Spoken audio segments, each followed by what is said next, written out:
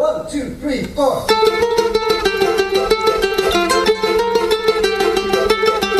Good morning, everyone. Good morning. Hi, everyone. This is Jewish Talk, coming to you, streaming live from Nassau Community College, 90.3, also on the iHeart and iTunes app. This program is later podcasted on Streaker.com. Don't forget, you can join us in the studio right now by going to my Facebook page live. Hello, everybody. My name is Rabbi Pearl. Good morning to Gene and to Harvey Kipnis and to Jonathan Wolf. And this morning, dear friends, we're going to be discussing why did God make Moses stutter? And what is our view on special needs in people? So the question is, we just read last week, good morning to Dr. Kilshevsky. You'll be very interested in this subject. Special needs children, and why did Moses stutter? We just read yesterday when God commanded Moses to go down to Egypt to free the Israelites. Moses argued that he couldn't go because he was heavy of mouth and heavy of tongue. Basically, he stuttered. So after a lengthy back and forth, Moses finally took the job. So what we want to discuss this morning is, why did God choose to make Moses a stutterer in the first place? Such an important leader. Moses' name is mentioned 628 times in the Torah, more than any other leader. So how come Moses was a stutterer? The answer. Perhaps you already know the account in the Medrash that tells us how did he become a stutterer to begin with? The Medrash tells us he was injured as a small child when he put in a burning coal into his mouth. However, the question of why did God arrange that Moses, of all people, should suffer this speech impediment is still a question. Let me first share with you what the 14th century sage Rabbi Nissim ben Reuben, known as the Ran, and that is a very, very well-learned commentary on the Talmud. And he explains the following. Had Moses been an eloquent and gifted speaker, there would always be room for skeptics to claim that the Jewish people accepted the Torah, its truths and its mandates, only because of Moses' charisma. After all, a glib, captivating speaker can convince people of just about anything. Now that it was actually a challenge to listen to Moses because of his stuttering, it became eminently clear that we didn't accept the Torah because we were wowed by Moses. We accepted the Torah because we were wowed by God. Now this is reflected in God's words to Moses. Who gave man a mouth? Is it not I, the Lord?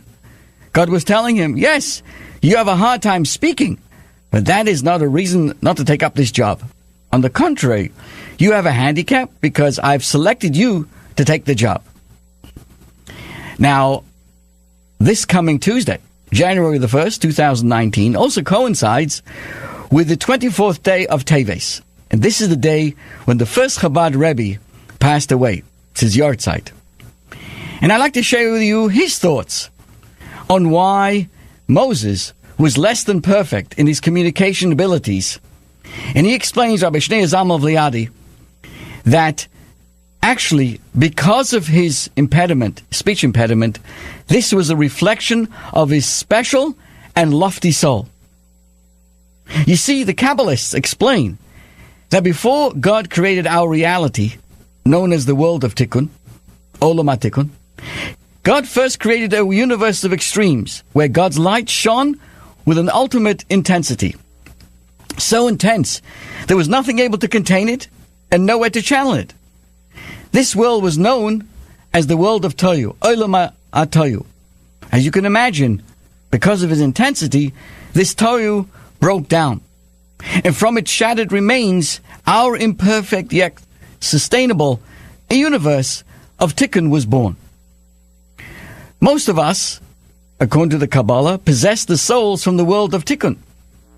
However, there were two special souls from the world of Tohu that descended into this world of Tikkun. The first was Enoch, and the second was none other than Moses.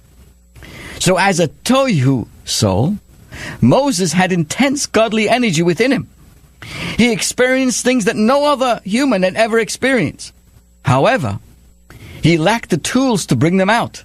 Just as in the world of Tohu, there's much brilliance, but nothing to contain it or to convey it.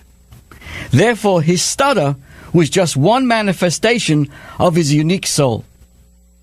And I want to share with you that recently it was revealed and codified an immense amount of correspondence of the Rebbe's focus on the individual's innate potential with anyone, and particularly children with special needs of any fashion.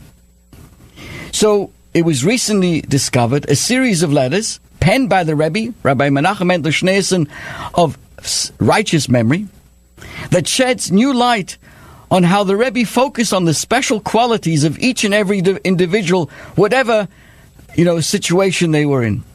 Now, in these letters, which have been published, you can find them on Chabad.org's website, deals with how society in general, and the Jewish community in particular, should approach people with developmental problems. And the Rebbe urged healthcare professionals and families to recognize that, far from simply saying they're suffering from some disability, such individuals, the Rebbe says, possess unique abilities to grow and affect the world around them. Every single one of us, whatever it may be, whatever disability they may have, do not have to be simply dismissed from this world. They have the ability to make this world a better place. And the Rebbe was writing to a Dr. Robert Wilkes, who was the Assistant Program Director and Chairman of the Region 2 Council for Mental Retardation in Brooklyn, New York. I'm going back to 1979. And I want to add, I'll soon explain, it was only then that they used that term retardation. Obviously today, and as I will soon explain, we don't use that word anymore. Inappropriate. But the Rebbe said the following: if any child requires an individual evaluation, an approach in order to achieve the utmost in his or her development, how much more so is in the case of the handicapped. Now, again, I'm using the common term of that era. And this Dr. Wilkes had inquired about the advisability of establishing a group home for what then people you would say retarded children. And the Rebbe responded that above all, care must be given to provide with the knowledge that all individuals are different. Just as important, asserted the Rebbe, was the necessity of recognizing that children with special needs can learn and grow. The social worker or teacher and anyone dealing with such individuals should start from the basic premise that the retardation is in each case is only a temporary handicap, and that in due course it could certainly be improved, and even improved substantially, the Rebbe wrote to this Dr. Wilkes. This approach should be taken regardless of the pronouncements or the prognosis of specialists in the field. The very confidence in that such progress is in the realm of possibility will inspire great enthusiasm in this work. And the Rebbe continued, it is important that the trainees themselves should be encouraged both by word and in the manner of their training to feel confident that they are not, God forbid, cases, much less unfortunate or hopeless cases. And the Rebbe continued, a way can surely be found to avoid raising false hopes, yet giving guarded encouragement. And again, I'd like to emphasize, although in his letter to Wilkes, the Rebbe employed Wilkes's, terminology in referring to those with developmental disorders, in the term handicapped or retarded, the Rebbe addressed it in his letter. And he said we should opt for a more positive label. And the Rebbe emphasized, I prefer such term as special people. Not to use the word retarded or handicapped. Not simply as a euphemism, but because it more accurately reflects their situation. Especially in the view of the fact that in many cases, retardation is limited to the capacity to absorb and assimilate knowledge, while in other areas they may be quite normal or even above average.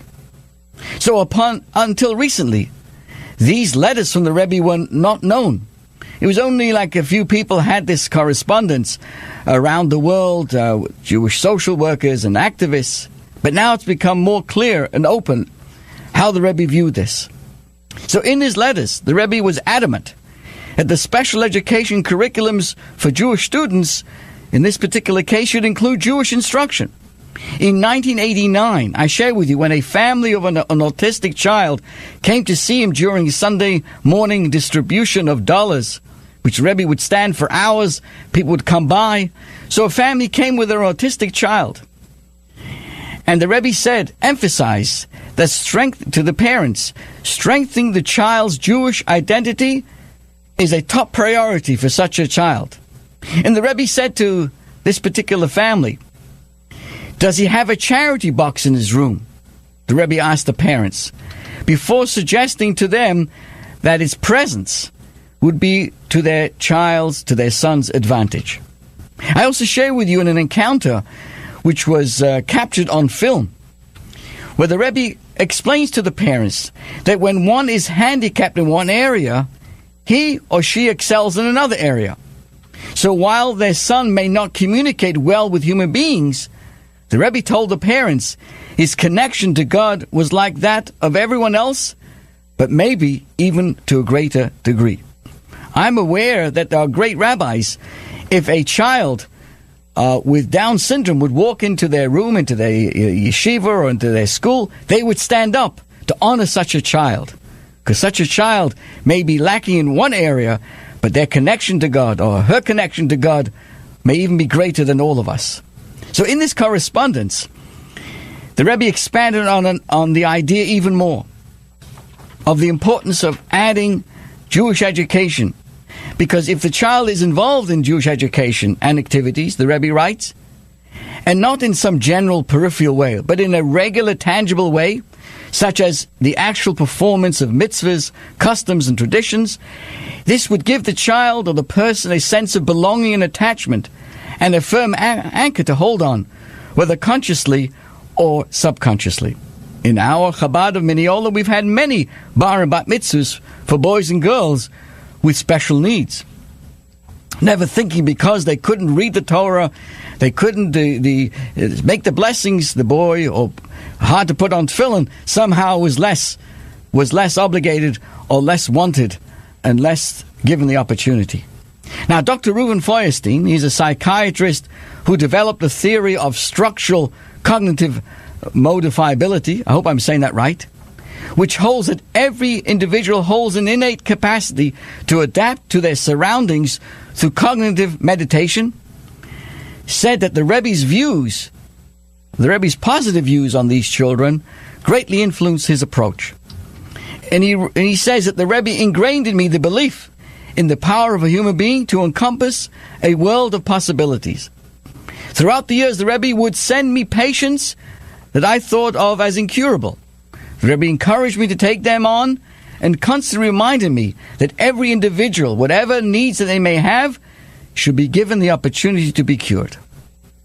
So with this in mind, I'm going to share with you how Chabad has responded to this all across the United States. But first, let me take a look to say hello to all the wonderful people watching us. Hello to Michelle Larry.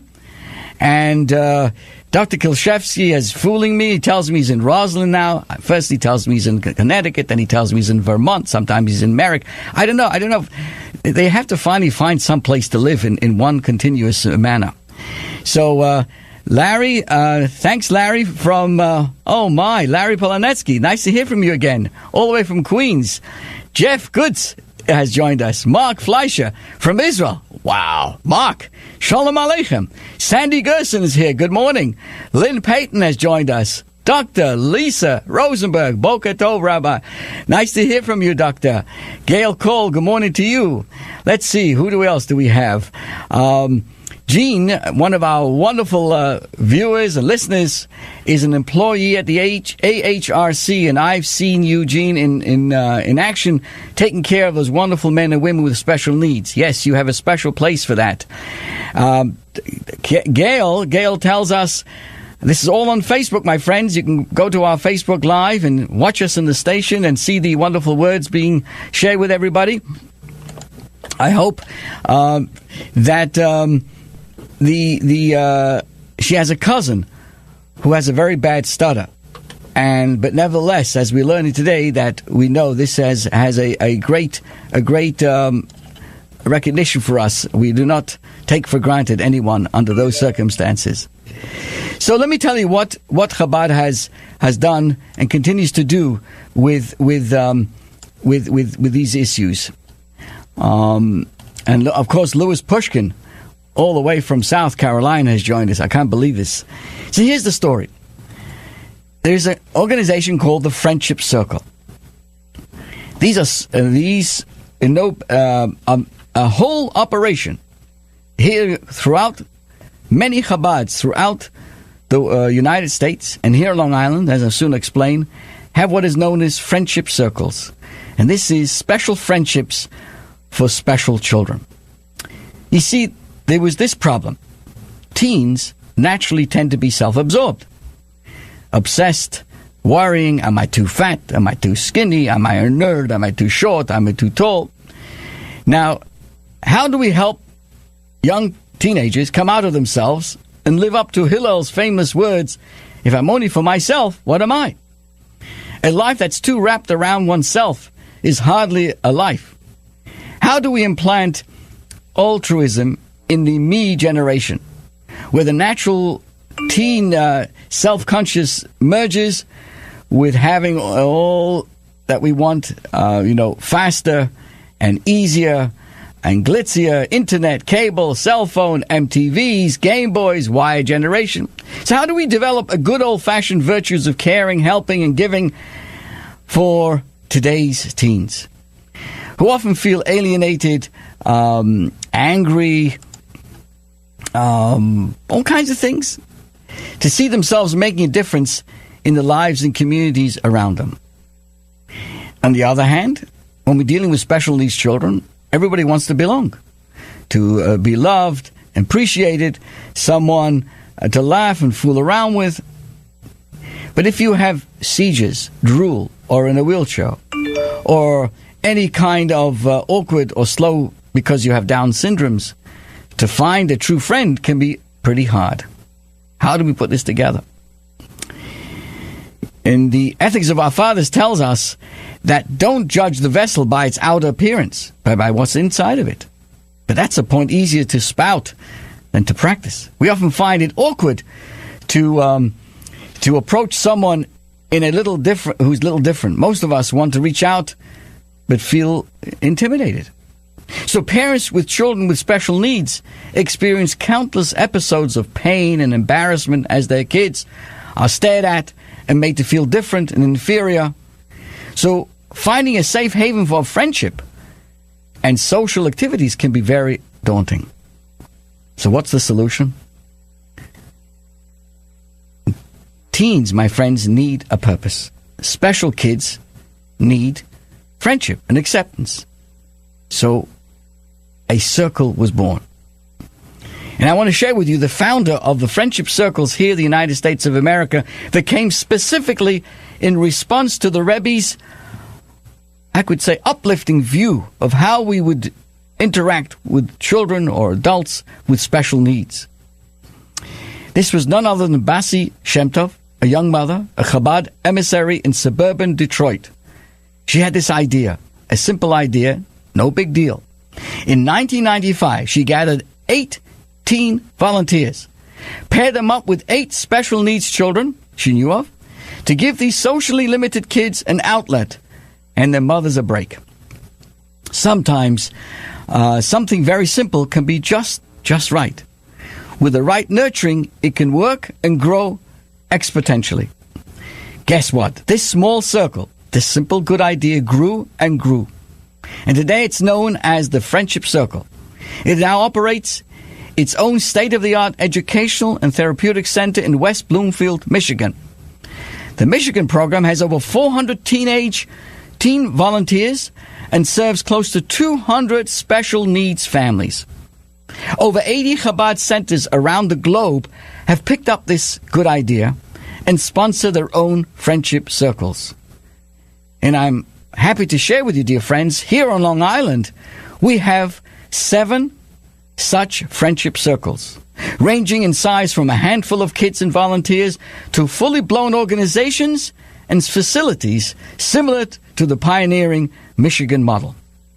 The core of this friendship circle is facilitating, you've guessed it, friendships.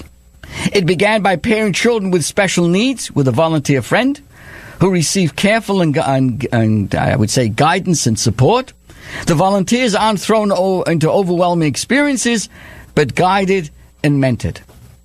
So, a division of the overall organization, the Friends at Home program, is part of the Friendship Circle's original core.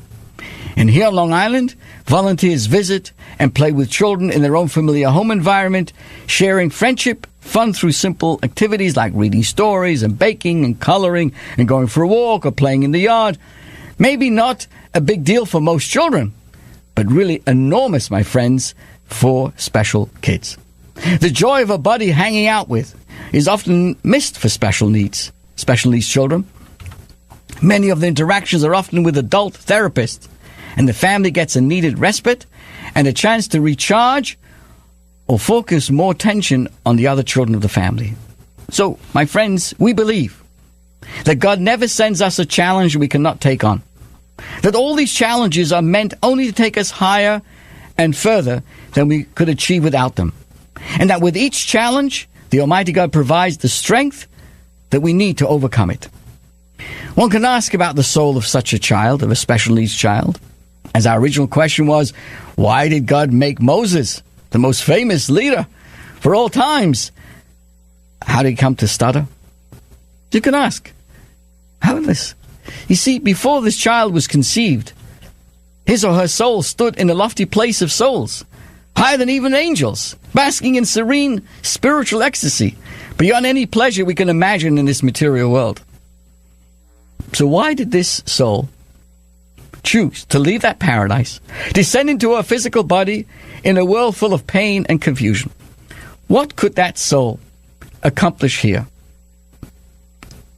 Now, since this will be the soul of a child who will need special care and who will know the world differently than others, obviously that child has a special mission. She has chosen to ignite the kindness that lies dormant in people's souls and plant the seeds of empathy in their hearts. This soul comes to teach caring, patience, and tolerance in a way that no other teacher could. She will enter the world armed with lessons and tests for all who will come to know her, and she will leave it a much kinder world, a world of blossoming with compassion, a world where people can feel for one another and put aside their own concerns and comfort to run to help. She will leave behind the touch of heaven from where she came. My friends, think about this. This is all inspired by the Rebbe's view of how special and caring must look at those with special needs, especially as Moses himself was a special needs, as he was a stutterer. And I want to share with you a letter that came to my attention. A young boy, his name is Nathan Weissler. He is 16 years old, and he has AS. AS stands for Asperger syndrome, which is a complex of autistic spectrum disorders. He lives in Chevy Chase in Maryland in the United States of America. Let me just pause for a moment to say hello to everybody else joining us on our Facebook. Hello to Tamara Liss, Shalom Aleichem, and to the whole world, and many wonderful comments being presented by our wonderful viewers. Let's go back to this letter.